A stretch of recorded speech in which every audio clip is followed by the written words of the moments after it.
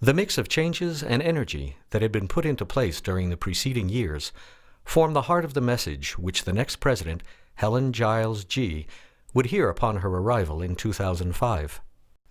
As a consequence, by the time of the college's Centennial celebration, 4 years later, many of the changes which would position the college for the challenges of the future were already in place. What I found was a college that was unified about that dream, but just needed to get started.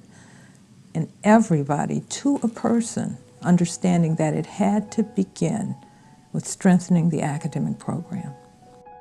One of the first steps was to create the position which could implement these changes, that of provost. President Giles G. made it clear that her tenure at Keene State College was going to be about a new era of academic excellence. The position of Vice President of Advancement was created.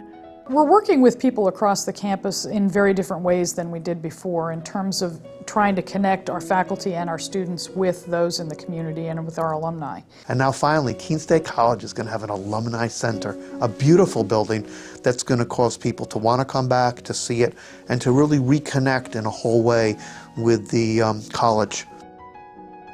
President Giles G. also created the Office of Diversity and Multiculturalism.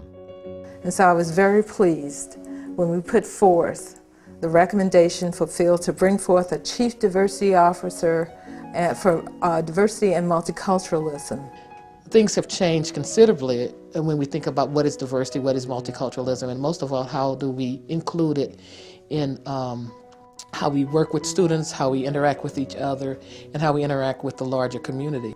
But we will have started off at a time when we recognize what we need to do to make sure that all people who enter our gates are treated with respect. The Honors Program is another initiative which was begun under President Giles G.'s administration. A mandatory component of this program is required travel abroad. Under President Giles G., for the first time in its history, the college has received funds for endowed academic chairs, the Cohen Chair for Holocaust and Genocide Studies, and the David Putnam Distinguished Chair in Chemistry. Congruent with its role as a public liberal arts institution, the college has established the arts, the sciences, and the humanities as the core of the educational experience. We do begin to open their eyes to the kinds of experiences that will help them to lead richer lives. We need to keep them healthy. We need to keep them strong. We need to keep them in a way that they can focus on their studies and be successful college students. I had great faculty right from the very beginning. At a time when normal schools often had faculty that were only high school graduates, Keene Normal School had faculty with doctorates right from the beginning. And so these are across-the-board programs that build students from a liberal arts foundation in learning, that is the foundation for all of our students here at Keene, and then progresses them into career fields. Keene is our public liberal arts college. It's been defined that way. The nature of the experience is unique, and we think it's characterized by high levels of engagement. The whole motto, enter to learn, go forth to serve, is really at the heart of the Keene experience.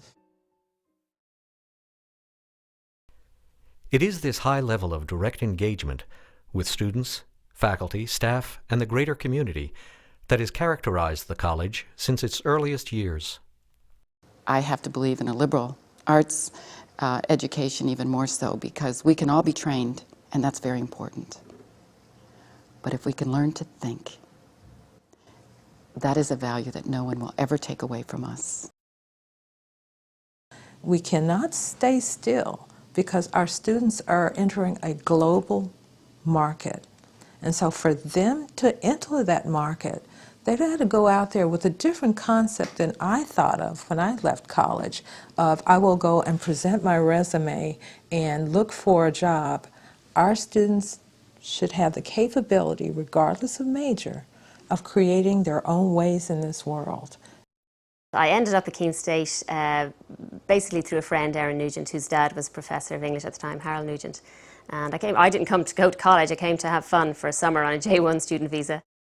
When Aileen learned of the film studies program, she transferred to Keene State College from her school in Dublin. worked in the media center, and at a local public access television station, then returned to her native Ireland. I was a young people's programme, a children's presenter for a couple of years, and from there got into research, and from ultimately achieved my goal, and I was producing and directing documentaries. And you know, there's no doubt that Keene State College and the work experience that I gained there through the college and the courses I took led me on my career path and gave me a great start. I was a student at Keene State. It was my first semester, and I said to myself, why don't I go reserve, and if I like it and really love it, I can go active duty easily. I didn't like the idea that I was just a student and only a student. Samantha Rawlings started her college career in the spring of 2002, but left after that semester when she decided to join the Army Reserves. I went to training in August and straight to military police school, and 8 days before graduation, they graduated me early and deployed me. I was deployed for 2 years, and I was gone that whole time. I didn't get home until September 2004. So I was a full-fledged veteran then and had been in combat and all of that. So I came back and the GI Bill just was automatic for me. I ended up in communication because I was thinking I was going to go that way with my degree, and I took an international communications course, and I was just psyched about it because it was all about the different cultures and interacting between cultures and all of that, and I felt like I had a connection with it. Samantha enrolled in graduate studies at the American Military University in the field of emergency and disaster management. My ultimate goal in life is to have a career that I feel I make a difference and do something greater than myself. I want to go to work and have it matter every day. That's what I care about.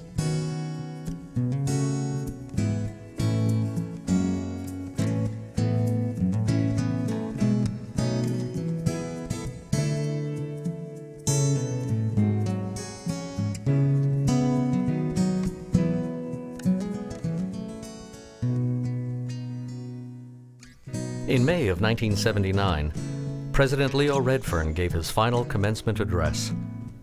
As he looked out at the newly graduated seniors, he stated, "This piece of real estate made into something special.